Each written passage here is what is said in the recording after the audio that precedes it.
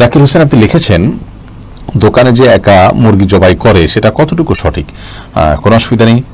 মুরগি জবাই করার ক্ষেত্রে আপনার একা হতে হবে, দুজন থাকতে হবে বা কয়েকজন থাকতে হবে, এরকম কোনো শর্ত শরীয়তে কোথাও দেওয়া হয়নি।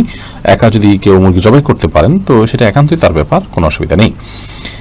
এরপরে আবু বকর সিদ্দিক ওয়াইজ এর দিকে আপনি লিখেছেন, ছেলেরা আলগা চুল ব্যবহার করতে পারবে কি?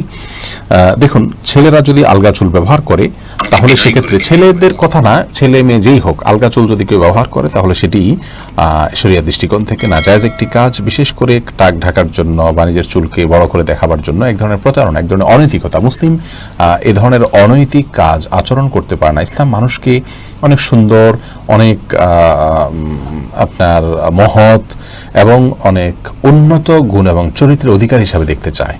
আপনার যা নাই আপনি তা প্রকাশ করছেন, জাহির করছেন, সন্দেহাতীতভাবে এটি একটি দোষণীয় গুণ। এ গুণ থেকে আমাদেরকে বেঁচে থাকার চেষ্টা করতে হবে।